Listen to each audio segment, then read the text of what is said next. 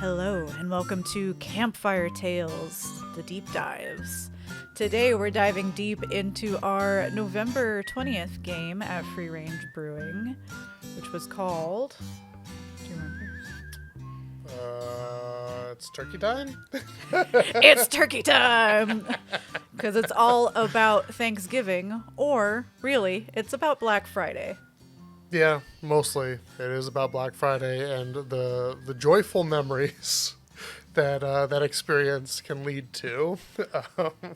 I will never forget seeing on the newspaper that someone was trampled in Idaho, or video of people literally getting pushed up against doors as people elbow their way to get a giant TV. Yeah, I remember recently we were watching a movie, I don't remember which one it was, and they were just going ballistic over all of these sales. And you're like, oh, I remember when that used to be like that. And I asked, really?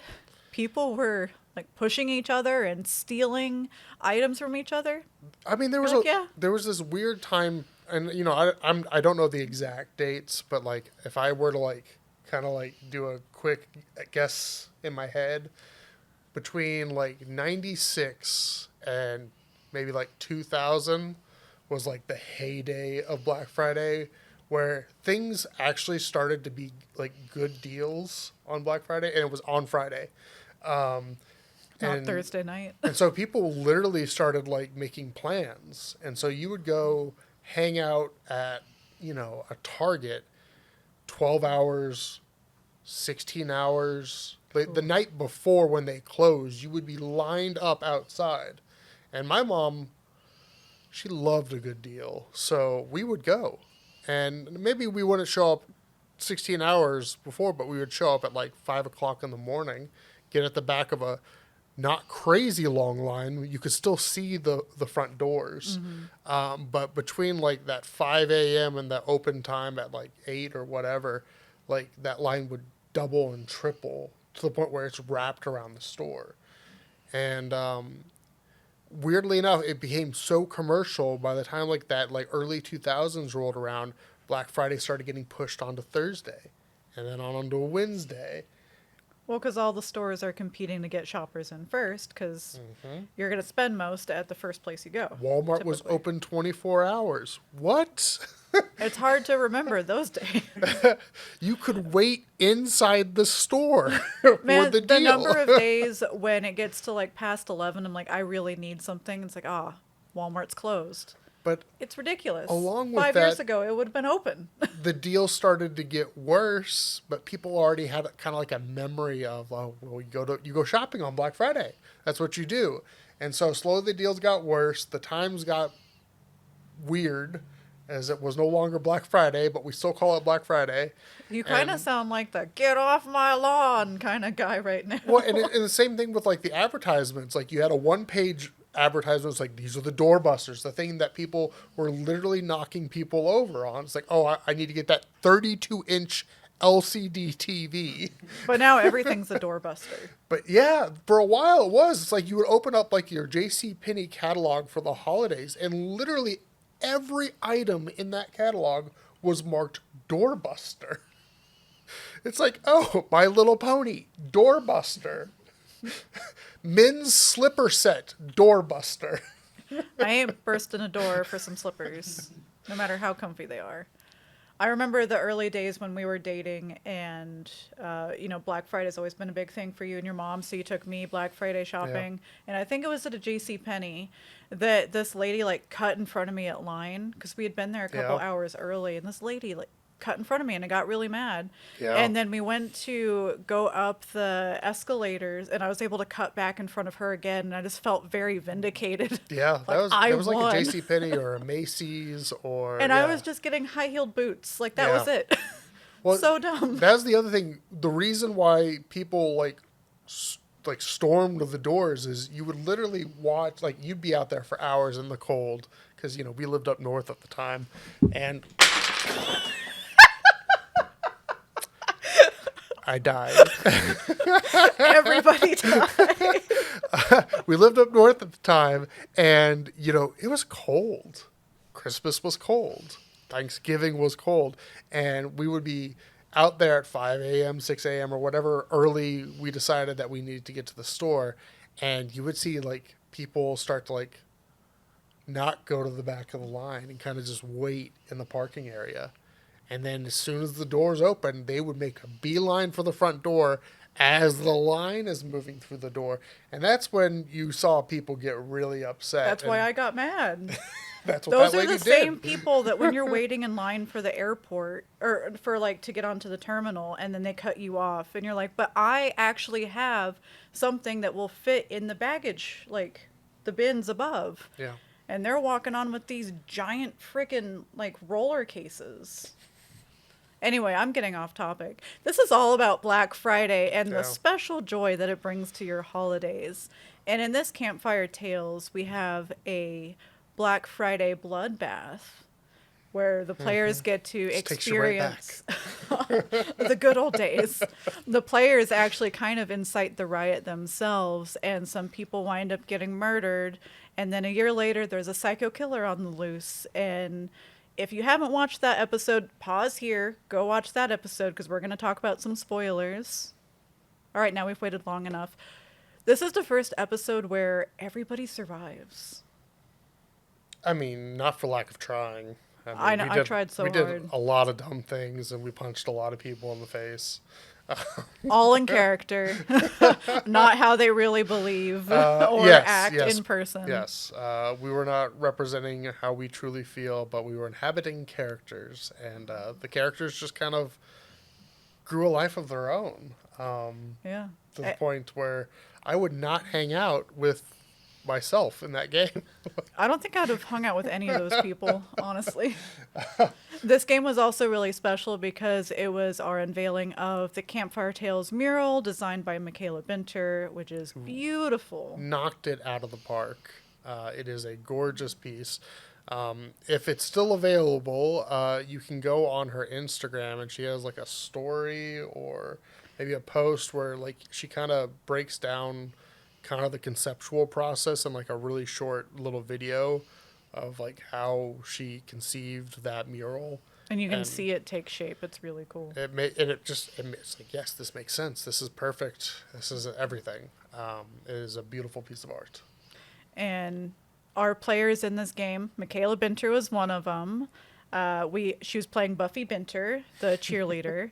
We had Stephanie Lipka, who is a professional bassoonist and a CFO, who was playing Veronica Townsend, the nerdy girl whose family owns Circuit Board City.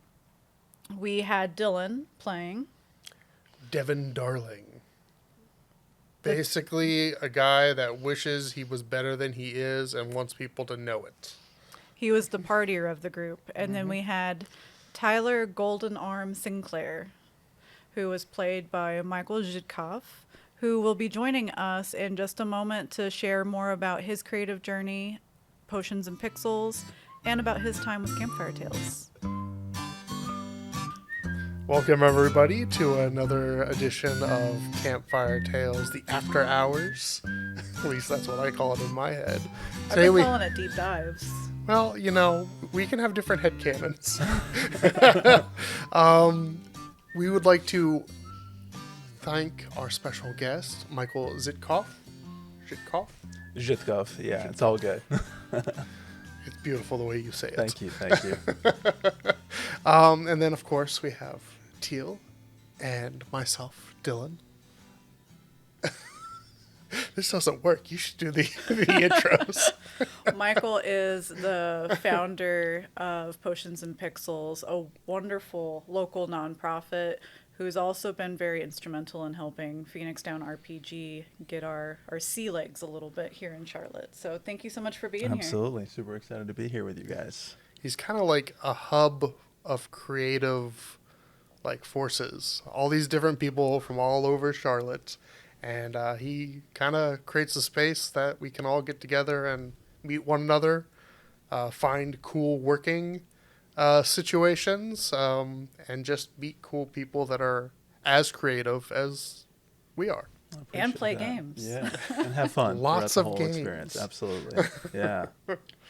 So, Michael, would you tell us a little bit more about your work with Potions and Pixels? Sure. So, yeah, as you guys mentioned, Potions and Pixels, we're a 501c3 nonprofit based here in beautiful Charlotte, North Carolina. We've been hosting gaming events in the community.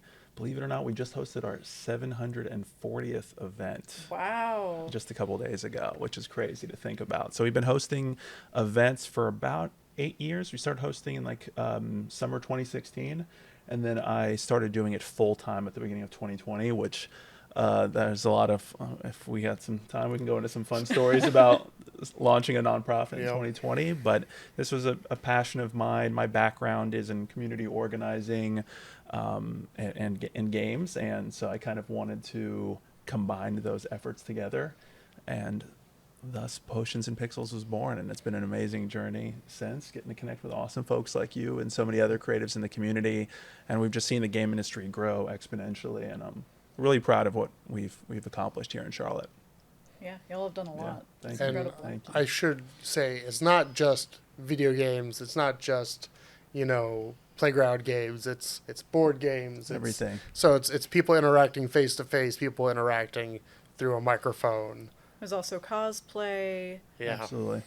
Yeah, our whole mission is creating and utilizing games, art, and technology for social impact. So we believe that games bring people together like nothing else. Absolutely. You guys, I know, have the same feeling. Yep. And so it's digital, it's tabletop. We also create a lot of video games and board games.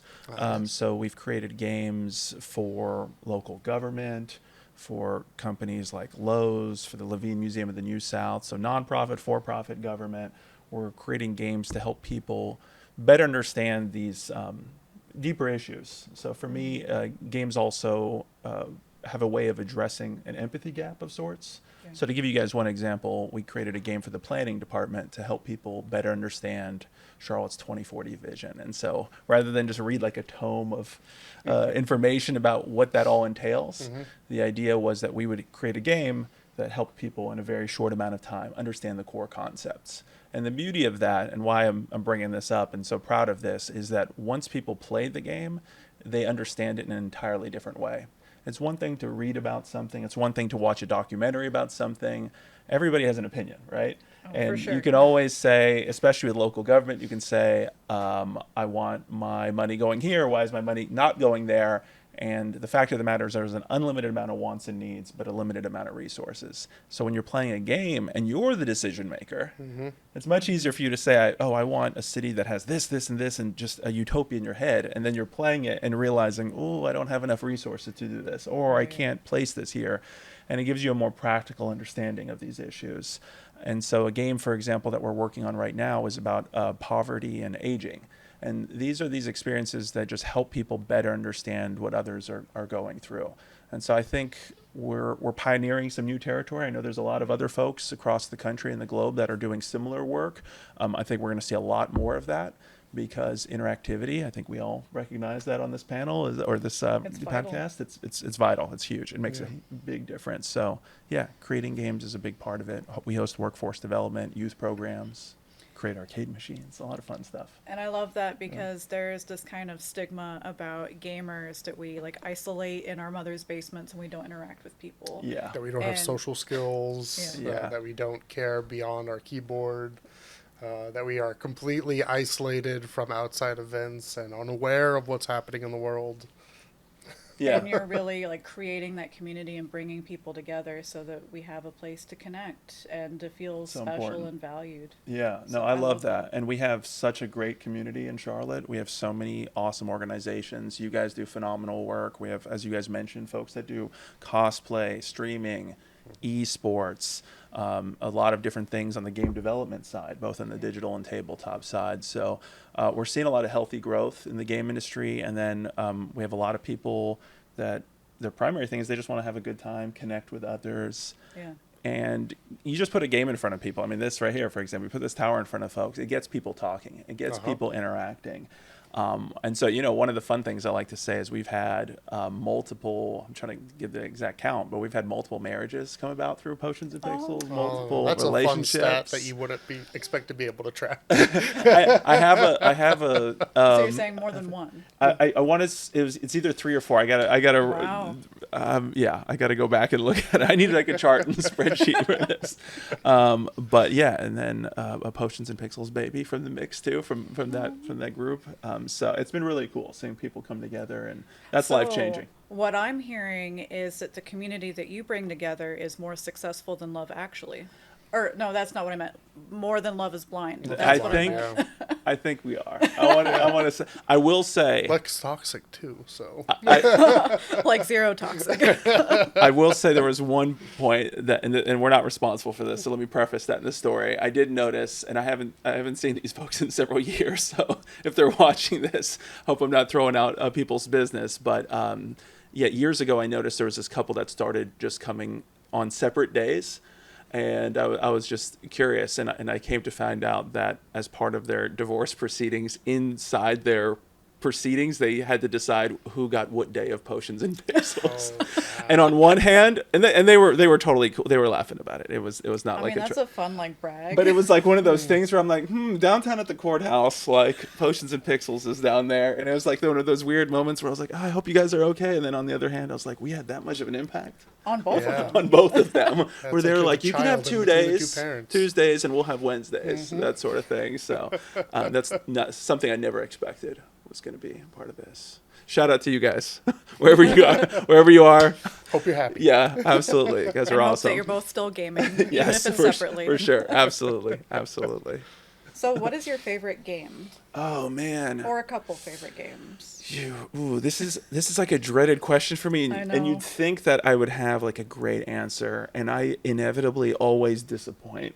Well, so let's Well, narrow it it down. can- What about like a favorite board game? I do actually have an answer for the video game side, but this might I have and for board game side. And it can change over time. it- Like, yeah. you're yeah. not married to this one answer Yeah. for time and eternity. I guess I'll preface it by saying I play so many like niche indie games that it's getting to the point now where I'm having like I need like a moment to like recall like the Rolodex of games, and I inevitably I answer this question and then I'll go home and be like, but what about this game or what about that?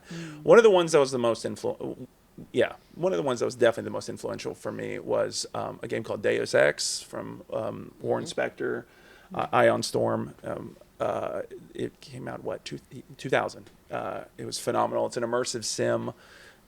It just made a huge impact on me. I'm a big fan of immersive sims for all you hardcore gaming nerds out there.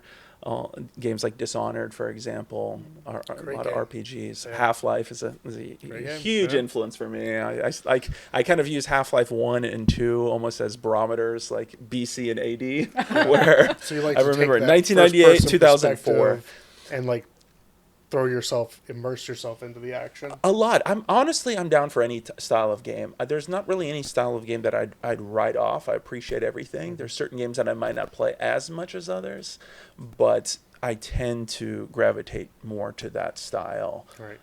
Divisive question. Yeah, I want to hear it. Because it's a POV game kind of Sure. world. Console or PC? I'm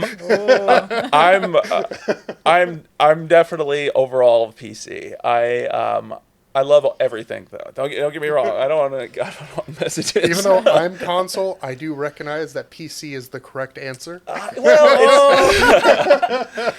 It's one of those things where Unsubscribe. The convenience of the console versus the versatility of the PC and the amount of things you can do with the PC That's to it. customize your experience. That sums it up in so Yeah. many ways to me. I grew up, so my earliest childhood memories are Commodore 64 and NES, and so I remember those well. And so Commodore 64 kind of computer / console in Yeah. many ways. But I definitely grew up primarily playing console games until I was about 11. My father was a computer science professor. That's actually what brought us to Charlotte. He was a computer science professor at UNCC. But I didn't have a computer till I was 11 years old, actually. And once I got it, I honestly just kind of quickly moved away from a lot of console stuff. Not that I fully gave it up, but once I jumped into playing Quake and other games, playing on a mouse and keyboard, I got really into a lot of like LucasArts point and click adventure games, and real-time strategy. So there was a lot of things, a lot of genres that shifting over to PC gaming, like really, it just blew my mind. Yeah. But I've always been, we were that hardcore family where my brother and I, we had to have every console. So it was, on your birthday you get the Super Nintendo, on your birthday you get the Genesis, that sort of thing. And so we played everything. It was part of our life growing up. Yeah. All my memories are gaming. That's awesome. Yeah. Well, I mean, I would love to talk about video games, but we should probably also talk about the game that we played. Yeah. It was a great time. I loved it. So, Campfire Tales.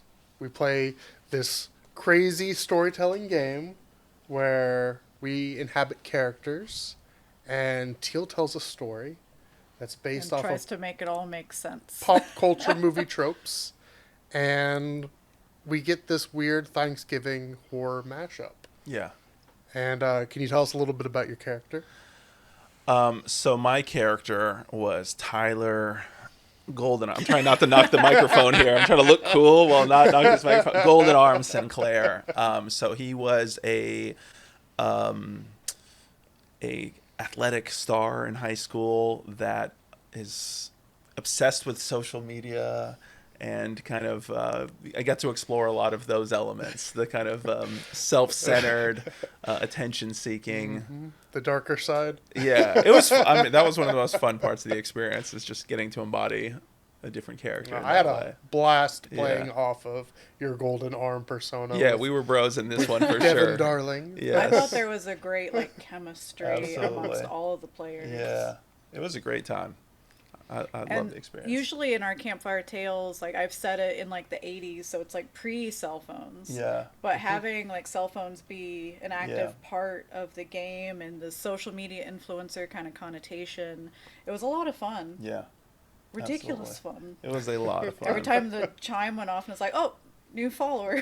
Yeah, I love that. I love that. And it was also, I'm going to brag a little here, because especially since you guys told me that most of the games, somebody's knocked down the tower. Usually me. And This was the first game that nobody died. I That's tried so hard. Yeah. I did the whole like, oh, their eyes came back open. They tried to stab you. Oh, look, there's another one behind the corner. Like, Yeah. I tried to pull all these tricks out of my pocket. Yeah. Mr. Suave tower player over here. I was doing well that day. There's no Yep. doubt. And what's funny is, like, every time you were calling on the audience, which I love the high level of interactivity with the audience, and you were asking everybody who should pick, and it was really clear that I became the heel character, where everybody was, boo, like, have Tyler pick. But you made a great heel. You know what? I enjoyed that. That was. You guys know that's not really who I am in real life. That's like the exact opposite of who you are. Well, to put it in wrestling terms, sometimes you are more popular and more exciting and more dynamic as a heel than you are as that baby face. Mm-hmm. So, like, getting people to cheer or boo, Yep. like, the boo is just as valuable as the cheer. Yeah. I think the boos were stronger in this episode than the cheers. Yes, absolutely. Really leaning into this, like, self-centered character for sure. For sure. But no, it was a fantastic experience. Like, I really love what you guys have done with it. And like I said, the audience interaction was really cool too. Yeah. It felt very lively. It's nice to make them basically like the fifth player of the equation. Exactly. Although it's hard to let some creative control go, but it's fun too. I was thinking about that with you, how that's got to be a challenge where, you want the story to go, well, I mean, we had it the never intro. goes how I think it's going to go. I mean, I think a perfect example, is that going to air before this? No. But Okay. yes. Okay. So as the public will hear, Mike Tyson makes an appearance in our episode. Never expected that. That was an To be audience. fair, he's very in our social media world right now. He's kind of a big deal. Also, Again, as a briefly. flash forward, he came up in the December game too. No way. Yes. His name was mentioned, yes. I want to. Okay. I I'm can't wait. assuming- And I'm Just a sorry, I callback. don't do impressions. Wow. Yeah, that was fresh off. We were taping this like right after the Jake Paul Mike Yeah. Tyson Yeah, it was fight, like a day And or so- two, or yeah. it was within days. and so that was on a lot of people's minds, and yeah, he became The sheriff, sheriff of a of small town. police Which department. I could We honestly rolled with it. totally see in a B horror movie. Why Yeah. wouldn't Mike I mean- Tyson be the sheriff of, some little hodunk town and Poughkeepsie. I think it's happened before. Wasn't like I think Shaq was like a police like local. I like, wouldn't don't- cross Shaq. He was like a local officer of sorts, and I want to say, it's killing me. I can't remember this. Like '90s action star Steven Seagal. Wasn't he also like an honorary police? I don't know. People can look this up, but it's happened before, so I guess it's not too. I know he was an Far-fetched. honorary bounty hunter. How do you get that title? But yeah, it's fun to let the audience kind of like Yeah. choose their own path. In Yeah, that I love way. that. It was And great. it's something that you can't really predict, but it's so much more fun to lean in, Yeah. like you said, and just go with it because it's just about having fun. Makes And it I so had much a more blast. memorable. Yeah. I think that's what's also so awesome about what you guys have is the experience is very memorable, and there's so many games that you play and you don't quite remember all the details, but you guys have all this stuff that's just like super exciting. And then this person did that, and then this person, and then you knocked out somebody, and then this happened, and just all those elements together. It's like just being able to recount the story and have Yeah. that experience. And the music was awesome. Music was great. Yes, we love Yeah. adding the Yes. live music component because Yeah. we're huge musicians and we also love gaming. Gaming is a big part of my creative journey, so marrying the two things that I really love is important to me. Yeah. And I love that, I might have said this every week that we talk about this, but I love that we bring in a different musician because, like, everyone kind of approaches it a little bit differently. Yeah. But all these styles kind of work. They you do might work. you might not expect it to sometimes. Be like, Yeah. oh, I don't mean we have a rock guitarist here this week, or the next week we have a percussionist, or the next week we have a classical bassoonist. Like, it's this weird array of instrumentalists and musicians just kind of playing around on their instruments. And Yeah. I think for, at least from my own perspective, but I'm gonna project on them a little bit. We spend so much time practicing and honing our craft that sometimes the creative process leaves because we're so focused on a result. And so having this opportunity to literally get up on a stage and just experiment Mhm. is really exciting. Yeah. To push out of like the box that we put ourselves in as creatives. Like, Yeah. I can only do this thing, but you can do so much more. Yeah. That's what I love about what we do, is just giving people the freedom to be ridiculous, be Absolutely. the hero of a story, Yeah. play a game. That improvisational component, I think, it's really special. I think that's what really And makes this the experience. format is so simple. Yeah. You watch it once, you can go home to your family and be like, hey, want to play Jenga but different? Yeah. Like, almost everybody has a tumbling block tower in their house that has played Jenga or can get their hands on one very easily.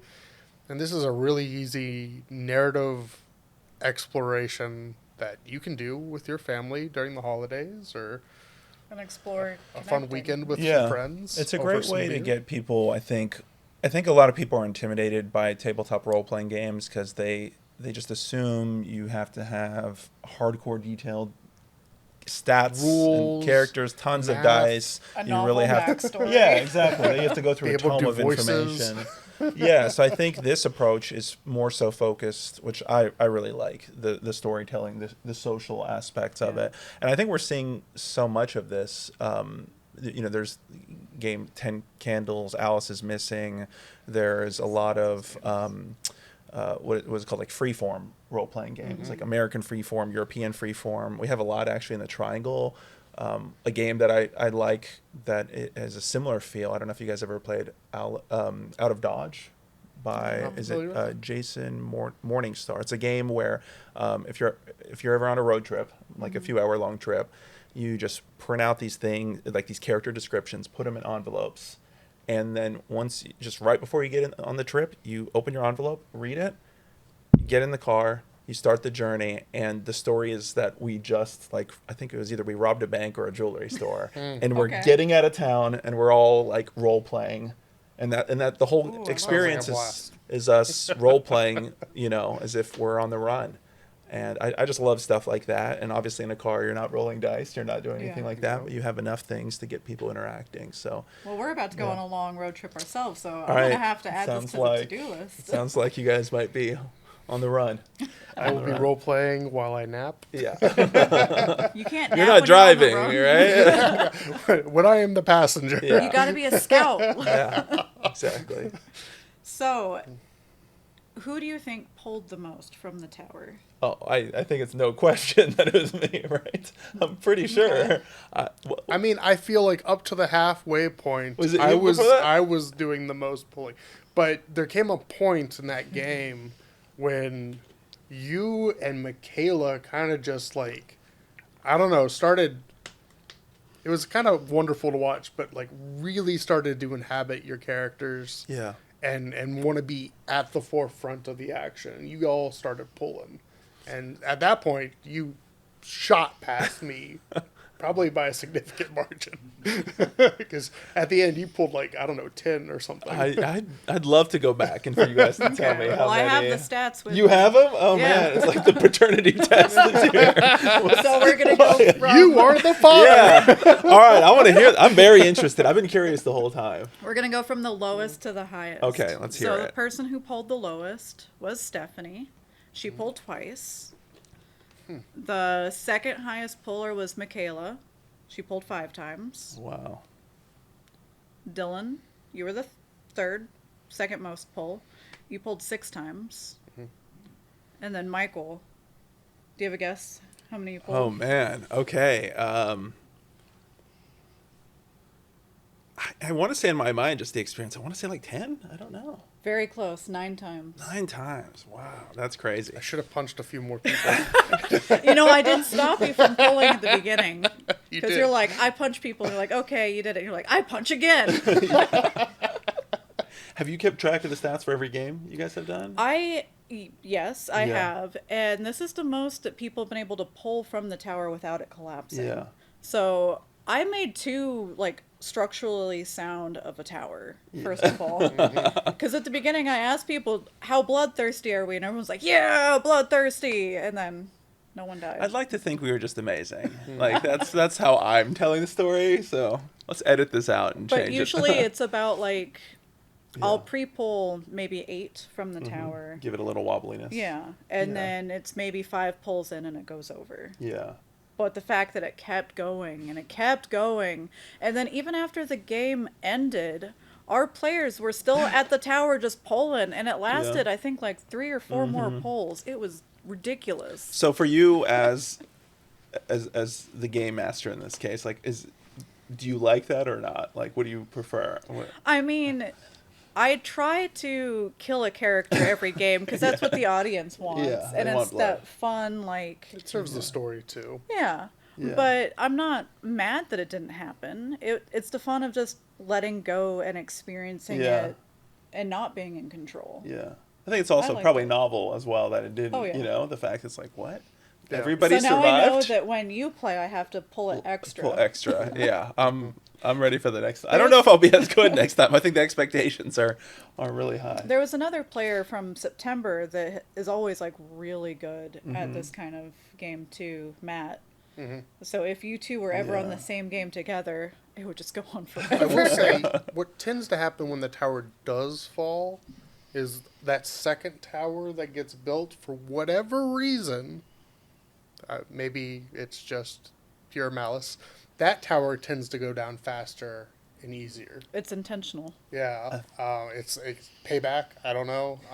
It's also, I think, so you're in the middle of the game, you got to construct it quickly and get the audience like. Yeah. So it's probably it doesn't have the more same. hastily Yeah. assembled. Well, and we usually break Yeah. around that point so people can go get drinks. Yeah. But as you'll notice, we did not break in this game because I was pushing so hard to get the tower to come down. Oh man, But it's also fun. Yeah. Like, it's for sure. something that I'm going to remember the November game by Yeah. is how 4 people survived. Yeah. And they were heroes. Through They Thanksgiving. may not be friends anymore, but they're heroes. I feel like we need to have a disclaimer for that episode. Have you guys had other people where it's just like making it clear that we are not those characters? Because I noticed you guys were like putting clips out from different ones, and I'm like, oh no, when they put my clip out, people are gonna think he's so douchey, and I'm just like, no. Yeah, We I need to broke make a character when we disclaimer. played this at one point and was just like, oh, I guess I'm playing this guy or something. Yeah. Like, it was not intentional Yeah. that's the direction I think either of us were going with our characters and our concept. But yeah, they do not reflect our actual views. Yeah, we need like some legal, some little text here at the bottom. We respect people. Yeah, that's part of the. It was fun though to embody like a different. I mean, it really was. That was one of my takeaways from the experience. I was just like, you know what? Maybe there's a little part of me out here, or like a little side to explore, and just.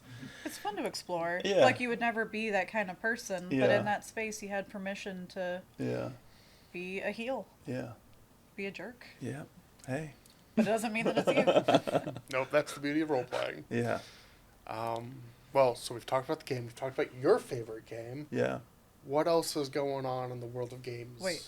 Sorry. Oh. Can I interject something You first? can, sure. So before we go on Yeah. to more stuff, I want you to explain in a sentence, what was Campfire Tales like for you? Oh, in a sentence. Or 2. I'll count the words, though. Let's see. Yeah.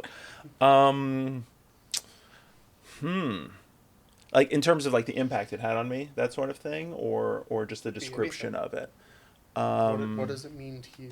What does it mean to me? Oh man, you guys are putting me on the spot. This light is like on me. Man, I'm not gonna be able to do this in a sentence. This is gonna be so That's hard. fine. It's gonna be It so can hard. also just be like a thought here and a thought there. Yeah, I'm really. Could be word salad too. I'm really grateful that you guys are doing this. What it means to me is more than just that single game and that story that was played there. That means a lot to me. But the fact that you guys are doing this on a regular basis and bringing something new to the community, I think is drawing attention. It's putting the spotlight on something that we really need. And I think it also highlights the fact, this is obviously not a sentence, this is a couple paragraphs real quick, a small essay, but it highlights the fact that awesome, dedicated people like you guys can really have an impact on the community and show people entertainment art that they didn't even know that was missing. And so that's what I've heard from a lot of people that I've interacted with. A lot of folks who this was their first time seeing this. They might have seen something online, some live role There's playing. stuff that's kind of in the realm, but not exactly Yeah. the same. Yeah, it's like you're looking for things to do in Charlotte. And now Charlotte, honestly, I don't, we're at the point way past the point where people are like, I don't know, there's nothing to do. No, there's too much to do, so much to do. And I'm glad that you guys are adding another layer to it where it's just a new scene, a new environment, a new experience. So that's the takeaway for me. Something really amazing and fresh. I love that. Yeah, it's awesome. Seriously, kudos to you guys. It's really fantastic. And it does highlight something else that we learned that night when our very own Bobby Kerns, Oh, yeah. shout out Bobby Kerns, Who makes let all us- the podcasts like happen. So thank you, because I can't do that at all. let us know that the Queen City Nerve Yes. newspaper publication, whatever the proper terminology is, gave us a critic award for best music organization. Yeah. Which Yeah, it was like after we had packed up, we were leaving, and Bobby was like, "Hey, you guys won." I was like, "No, we didn't." And he's like, "No, you did, right here." And I was like, "Where? I don't see it." So we literally had to like open it up and point to the little thing about us. Yeah. And Yeah. Well deserved, guys. So obviously some people are seeing us Yeah. and are enjoying what they are seeing, and that is, it's gratifying. It's gratifying doing the project and doing it to completion and Yeah. being happy with it, like for yourself. But it's also, it does feel good when other people recognize Absolutely. And As it it just should. shows that, like, even if you don't feel like people are watching, like, people are watching. Sure. And that the community is there to support you and lift you up. Yeah. And we definitely felt very lifted up. Yeah. Well And- deserved. Again, thanks to you for helping get our it. Yes, Happy to help us in in the any door. way I can. You have been, Collaborating with you guys has been awesome. instrumental, reaffirming push on the back when we need it. I'm glad to hear, and I think and you a know, connector as well. yeah, I'm glad to be a part of y'all's journey in that way, and likewise, all the help that you guys have provided me, and just collaboration. It's been awesome, and I think it also speaks to how well the gaming community works with one another. You guys have heard me say this a million times, but I feel like in order for us to really grow the game industry, we can't look at it as competing for slices of a pie. It needs to be, we need to grow the pie all together. And then therefore each of our slices are probably going to be bigger than the initial pie was to begin with. And that's Yeah. how you build a community. That's how you build an industry. And that's how you build a scene that's established. Because I want people to recognize Charlotte and recognize not just the great work that we're doing, but I think in many ways, more importantly, the community behind it, the good people behind it, that people are caring for one another and helping each other achieve their dreams in the process. Yeah, absolutely. Couldn't have said it better myself. So, circling back, Yes. talked about games. Yeah. Tell us about games that are happening with you. What's going on in Potion and Pixels world? Because this has been a Ooh. big year, too. Yeah. I mean, I feel like every year is a big year for you. It's been good. Yeah, there's been a lot of projects. It's been fun. We are prepping to build a whole new wave of what we call arcade machines. Notice the T there. It's a combination of art and arcade machines. So we released 8 machines last year. We're prepping. Hopefully, right now, I need to hopefully get this funding in the next week or so. We'll see. So fingers crossed, The funding will everybody. come through. It will happen. But we're looking to build about 12 machines over the next few months, which I'm excited about. A cool description of the project is it's a way to highlight games as an art form. That's a huge part of Potions and Pixels, is we want people to experience games directly. And so the machines that we built are arcade machines that have about 80 different games that have never been on a single arcade machine in the planet. So we've worked with developers globally. We really went all out with these machines. I think you guys have seen the machines, Oh, right? yeah. Yeah, they're really, like, you guys They're know, we went beautiful. all out on it. Triple monitors, custom software launcher, the controls like light up to the game you launch, subwoofers, cup holders, Custom artwork. custom artwork, and that's the big Yeah. thing. It's Yeah. like we worked with amazing artists in our community to hand paint them. And so this next, I guess we'll do a little scoop here. I don't think I've really Whoa. spoken about this publicly here, but the next wave is an entirely different design, and it's focused on classic games. And so Okay. we are actually pulling out the old cathode ray TVs. All of them will have, for those who don't know what that term is, it's those big old bulky TVs you still see at your grandma's house. And so Okay. we are pulling those out because we want people to play them authentically. Because one thing I found, this is I know it's going to be shocking to folks of our generation, but we do a lot of youth programs, and I'll give you one example. We ran this youth program, and a middle school student said, "Do you guys know that before the PlayStation 3, there was actually a PlayStation 1 and 2?" And he said it with such like earnestness, and it was such a touching moment where he was like dropping knowledge, and I'll To be fair, systems like Xbox, I could understand why they Oh would be yes, the confused. naming conventions for sure. But the PlayStation one, come on. Yeah, Xbox, probably the most confusing. 360 ones, what? Yeah. So I've also noticed, and this isn't just in Charlotte, but everywhere, is that a lot of people are experiencing classic games on modern TVs. And for us who grew up playing it on CRTVs, it's a different experience. It's not just, I'm not trying to be one of those snobs. It sounds warmer on Well, vinyl, and that sort of thing. You know, Sometimes they do take that in account. They'll have filters Yeah. like built into the game, which I love when they do that kind of stuff. Yeah. Where they'll remaster the soundtrack and you can toggle between the original and Yeah. the old. True. So like, it isn't totally devoid with like the advent of technology that Sure. people are still able to experience it. But even then, original hardware Yeah. is always going to be a more authentic experience. Yeah, and we want people to be able to just pick up the controller and play, and playing on the original hardware, experiencing consoles that they might have not played or had access to. A lot of we're planning on showing off quite a bit of consoles that didn't sell that well, for example. That's television? I'll give you a good example. Like one of the ones I'm working on, it's probably not going to be part of the initial 12, but and this is going to take a little bit of manipulation of sorts on the tech side. But the Virtual Boy, for example, Nintendo's. We need to grow that game library. There's not enough of those. Well, and the crazy part is we're actually going to do it with the whole anaglyph 3D glasses. So that Okay. you can actually like watch and experience it that way. I am sorry for the day that I come home with a Virtual Boy. Yeah. I The know it's gonna entire game happen. library, but it is one of the problem cheapest ways is- to collect video games. The problem Is is it? you're not sorry. It's a pretty big library. Yeah, it's only like 40, not even. I don't even I think remember it's the like amount of 12 games. games. Maybe, or something. yeah. Or I'm trying to remember. It's For now. tiny. Yeah, it's a small amount. There's some homebrew stuff actually, but yeah, we want people to experience the whole history of gaming. These are also going to be hand painted. So I think people are going to really look forward to it. And also from a digital preservation side, it's really important. There was a pretty major study that kind of rocked the gaming world. I don't know if it was released earlier this year or last year. I'm trying to remember.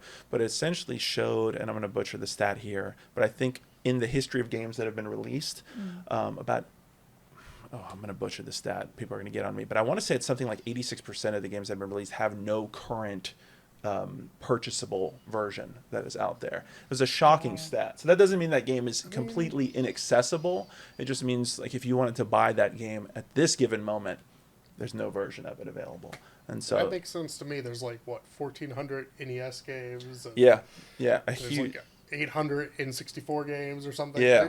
There's some really large libraries of games, and I mean, sure, virtual consoles and like you go on the marketplace and download the games. They don't always stay there. No. Sometimes they go away. Licensing is weird. Yeah. And Oftentimes you don't actually officially even own the game. You own the license to play it. Yeah. So that's a challenge as well. But yeah, we want to do the digital preservation, the art side, and so we plan on doing that. We also plan on doing more curated machines around specific topics. So one that we're prepping is like a machine, for example, that's focused purely on games that are about language, or one that's focused on games that are about photography.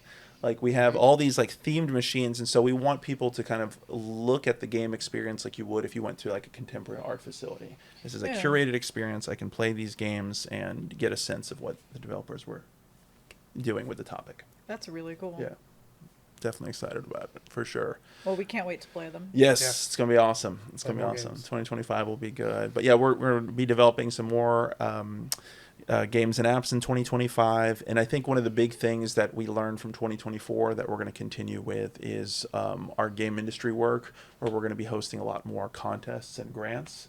So currently, and this will still be active when folks listen to this, is that we're running contests and grants for game development on the tabletop and digital side.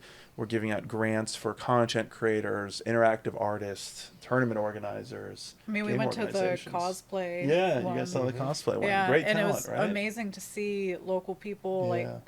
dress in cosplay and compete and just have fun together. Yeah, absolutely. So we want to, any ways we can elevate that and help grow the community more. So yeah, more cosplay. We're going to be actually doing like a cosplay academy of sorts, where people can go. We're going to be sponsoring classes, so on sewing, 3D printing, fabrication. might need to check that out Yeah. because it's an Yeah. intimidating art form. Like, Yeah, Yeah. for sure. that barrier of like just trying to like even try it and like I've I always think had it's like a whole dream suit. Yeah. cosplay. Like if What I is made it? a cosplay, it would be Rose from. Deep pool. It's not the deep pool. Legend of the Dragoon. Oh yeah. Very cool. Sony's best RPG property that they are currently not using at all. But she has like these big wings that come out. Yeah. Yeah. I All right. always like identified with her character, All even right. though I knew Okay. that she was probably the bad guy. I wonder if you can even purchase that game. That's what I was wondering. But can we get something in the comments to I challenge? still have my copy. Teal. Yes. Well, we have two copies because you have your copy and you have my copy. Well, let's challenge you in 2025 to make progress Okay. towards that, because I think Yeah. that would be really, really cool. Dylan, do you got a dream cosplay? Yeah. Sounds like you don't want to reveal it. No, it's a Jiraiya Sensei. Oh, cool. Oh, we've for a while, Dylan and I have talked about doing Yeah. like a couples Or cosplay Yeah. I'd where also love to he's do Jiraiya and I dress as the sexy Jutsu Naruto, Love it. Awesome. but with like tasteful clouds, you know. Yeah, Yeah. yeah. Love it. We'll have to figure out a very PG way to do that. That's awesome. Like you just wear like a bikini under it, and then you like do the cloud the stuff. on Yeah. top. Yeah. I see it in my head. It's just like making that into reality All feels right. intimidating. 2025. So I'm looking forward to this academy. Yes. You see me running for around sure. with popsicles. No. Maybe you guys can do a Campfire Tales cosplay edition. Ooh. That could be something. Have everybody. That could be difficult. Let me just get this cosplay out of my way as I try to grab. Maybe we can collaborate on that. That would be a fun That'd be really project. cool. You know what I mean? Like it could even be horror. I don't know. We could do something with that. That could be. Could you do a Campfire Tales where all of like the killers are the main characters? Ooh. I don't know. Just a thought. I feel like there's Like a a way. Suicide Squad. Squad. Yeah. Yeah. Exactly. Yeah. Monster Squad. Yeah. Creature. I like commandos. this. Yeah. Ooh. I love that. Gonna It's have to make good that happen. to turn an idea on its head sometimes Yeah. and see where it goes. Special. That could be one of the Halloween ones. I don't know. That could work. Give it a shot sometime. And that's the fun of what we do is that there's so many like different things to be inspired by to pull Yeah. from to make these stories. Are you familiar with the movie that we used to inspire this game? I wasn't, and yeah, you want to talk a bit It was more clear there about was that? someone in the audience who knew it. Yeah, there were some aficionados out there. The movie's actually called Thanksgiving. Yeah, I think it came out in 2023. really, last year. I mean, I'm- I don't know if it's quite that new, but it's It's pretty very current. new. Okay. And there aren't. It You know, stars McDreamy from Yeah. Grey's Anatomy. Oh, really? Yeah. Well, I totally missed this one. Was it good? It's pretty decent. Okay. It is a well produced, well funded horror movie with that makes sense, that looks good. It's just, is it memorable in the same way as other horror movie franchises? No. Probably not. Yeah. But we also wanted it to be themed to Thanksgiving That's the way and to yeah. make sure that we didn't like step on somebody's culture because Thanksgiving can very much lean one way or the Sure. other. So Yeah. since it's mostly about Black Friday and revenge, like that Yeah. fit really well and it made us happy with something that we could play with. And I love that. I'm a huge horror movie fan. what's your favorite horror movie? You know, Here we go again. yeah, I know. Here we go. I've literally had to like start writing them down because like I recommend them so many times and then I inevitably always forget stuff. There's couple favorites. yeah, there's so many. I really like You're Next, It Follows. What have I seen recently? I thought Abigail was cool. There's a lot of stuff I guess that's kind of I don't know if it's like Is that the doll? the girl No, that was that's Megan. I don't really want to actually like a cyborg? I don't you know it's That's the that one. I don't want to say it actually because it's like one of the few movies that I'm like don't even watch the trailer, just watch it. The trailer like reveals it all. So but yeah, there's so many good movies. There was also what was the movie that Zoe Kravitz made this year? I don't know if it's Blink Twice. Haven't seen that. That was a really good one. Barbarian. I don't know. There's a ton of older movies. I'm just thinking of the newer stuff. I liked Barbarian 2/3 of the way. It changed up. And then when quite it a changed, bit. I was like, this is not what I signed up for. It changed up quite a bit. Yeah, I'm sure I'll it's two remember a ton movies. later. What about Yeah. you guys? What is y'all's My favorite is Evil Dead. people that's Oh, great? see, I Yeah. assumed you were going to say The Descent. Well, I mean, it also like depends on the mood, but Evil Dead is just one that like has stuck with me. Yeah. And they also have the musical version, which I really enjoy. Yeah. Where you can like Whenever sit you in get the the splatter chance. zone and get pummeled with fake blood. Yeah. So that just lives in like my experience. I love that. Evil Dead the I love musical is amazing. So I need to if you check ever that get a out sometime. chance, Yeah. if it ever comes to your area, if a local theater troupe does it, just go to it. You will have a blast. Sit in the splatter zone. Pay the extra money. Sit in the splatter Is zone. the splatter zone water or is it? It's like colored water. It's colored Okay. water, yeah. Gotcha. Yeah, Evil Dead is. I mean, I'm just a huge Sam Raimi fan, so Yeah. basically anything he's did, Drag Me to Hell. I grew up watching all the Hercules and Xena stuff, so like I don't know what it is It's like, about. wait, that's not horror. I know, but Sam Raimi, Yeah, like yeah. I think his fingerprints are all over it. Like I geek out on the fact that Sam Raimi helped set up the success that then led to the Lord of the Rings because of Hercules and Yeah. Xena. Like, I'm just a huge fan of his. I love Spider-Man. Again, not a horror movie, but like, I think for me it's directors, and then Dario if- Argento for sure. Suspiria. Yeah. Check out his movies, but specifically check out Suspiria. The original. It has an amazing soundtrack, and honestly, it's for me like inspirational why our soundtracks work for our games, because I can it's see that. unlike any other, like it's just weird sounds. It's just someone in the background just Lot of cool playing shots. around. I remember there was a lot and of wild lighting as well, right? Yeah. Like there's those- voices in the music. Yeah. It's creepy. Yeah. The lighting is so good. The story is fine, but like it's just so Some of the vibe that it's created. yeah, it's atmosphere vibe, yeah.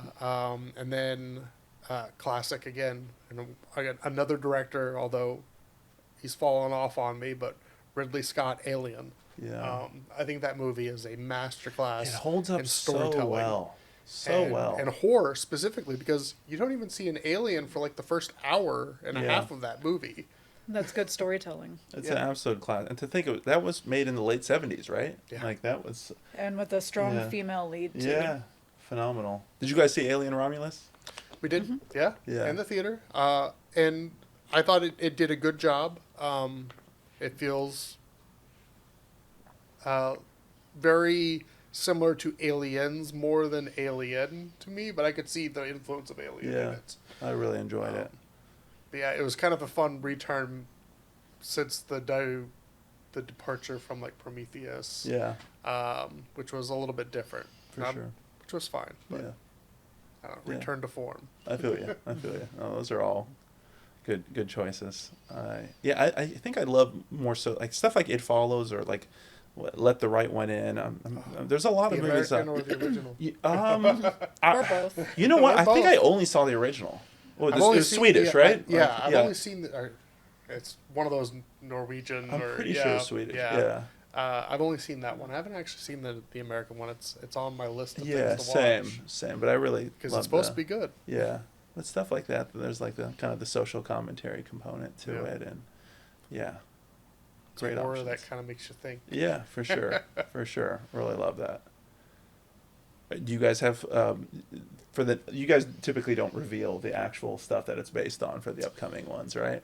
Not ahead of time. Well, Yeah. it's pretty heavily implied in the poster Yeah. and promotional. Jason's picture. done an awesome job with those He's posters, been by the way. phenomenal, Those yeah. posters are incredible. So if you have like Yeah. a passing familiarity with horror movie culture, chances are you'll know what the game is going to be based off of because of the poster. Yeah. But like with the But Thanksgiving also, one, it's not there's always no middle so school easy. dance in the Thanksgiving movie. No. So did you know that going into the story that's the No, direction? no. Okay, really That was improvised. in the spot. Like, Wow. Yeah. Okay, that's awesome. That's good to know Yeah. behind the scenes how you're doing it. It felt very much natural, part of it. Oh, good, because a lot Yeah. of it is just like pulling from my brain. Like, oh, they're going here. All right, we're gonna do Yeah. that. Mike Yeah. Tyson, what do I do? Yeah. Yeah. And somebody said to do his sound, like I was just, I actually haven't heard him speak because I'm not a wrestling fan or fighter. Boxing. Boxing. He did do a little. Well, he did a little bit of work with wrestling, but he was not a wrestler. Yeah. Okay, yeah. Well, I missed out on the fight. Yeah. I just knew Well, that the load time you was... didn't miss any. Mike atrocious. Tyson's heyday was when you were like a very small child too. Yeah. So it's- Well, we didn't all grow up with Circuit Board City. Yeah. Oh yes, that was. That was one of my City. favorite References moments in was there. when everybody was talking about Circuit Board City, and Michaela clearly like did not grow up with that kind of store around. Yeah. Yeah. A bit of a generational difference there. I mean, it's the way a lot of these stores are going. Yeah. I still remember that place. Black Fridays, going to Circuit City. Did they have fruit?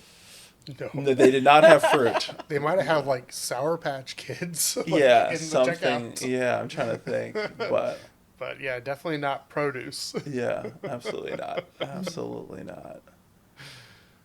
Good times. Yeah, Yeah. Well, thank you again, Michael, for being with us. absolutely. Thank you guys for having me. Being a wonderful player, being on our podcast, sharing a little bit more about Yeah. you. If people want to find out more about Potions and Pixels and where to find your Yeah. events, where would they go? Yeah, so we have our website, potionsandpixels.com. We're on all the social media channels, X, Instagram, Facebook, Blue Sky. We're on like everything now. So social media is probably the best way to keep up with most of our work. And we have a really strong meetup presence, so you can always see our events there.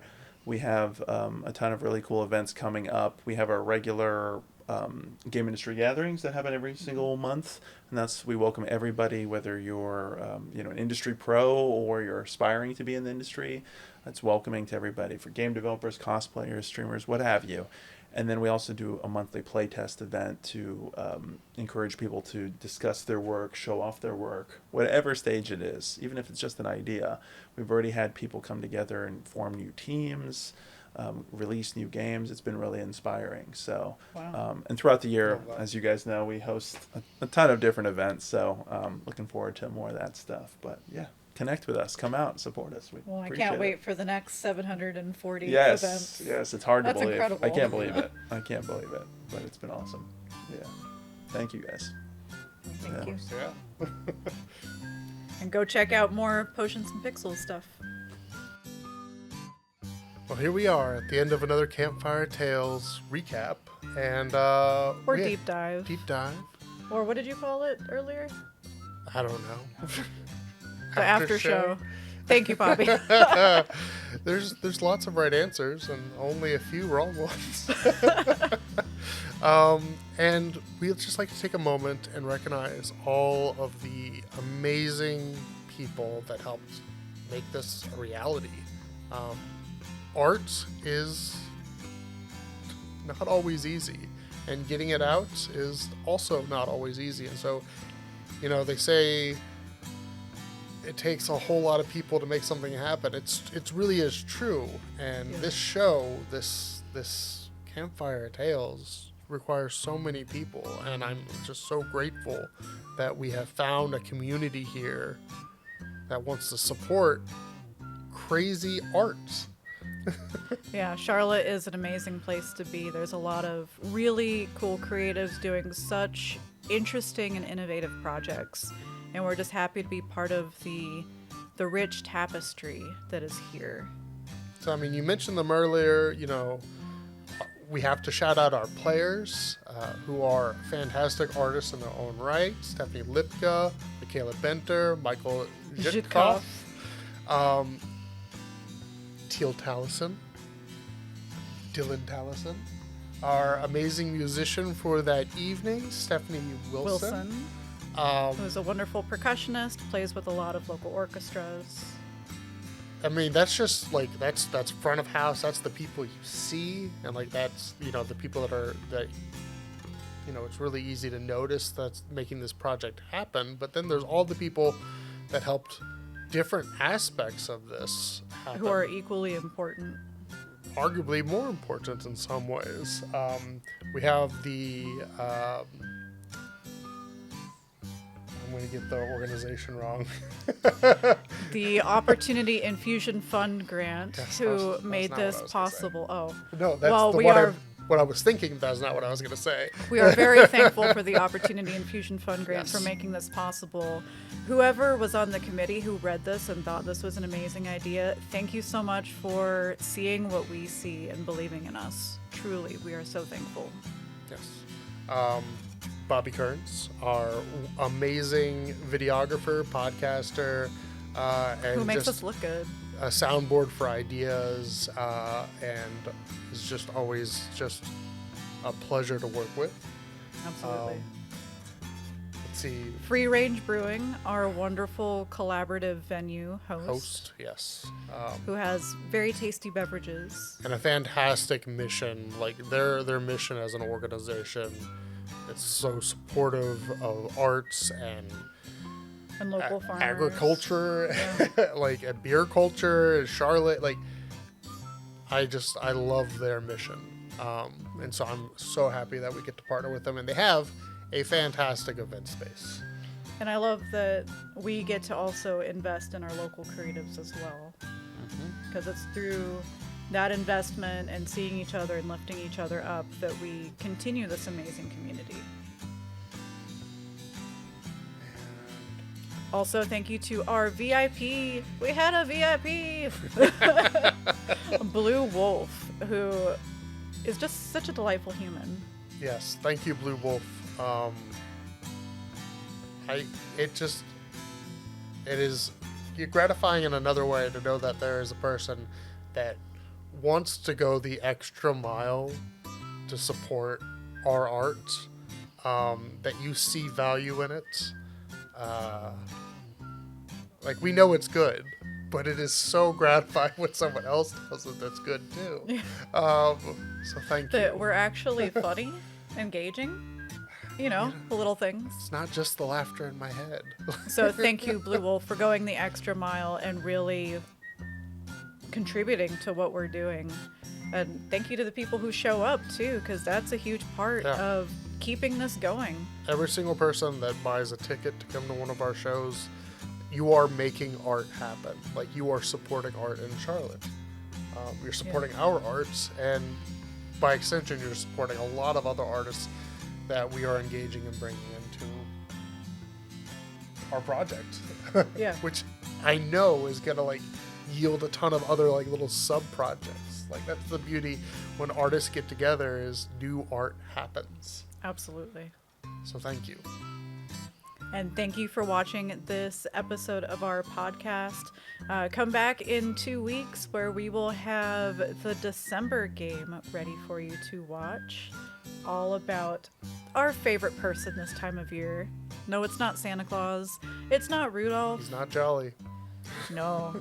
He has these big twisted horns and he's ready to dole out some well-deserved punishment. It's all about Krampus.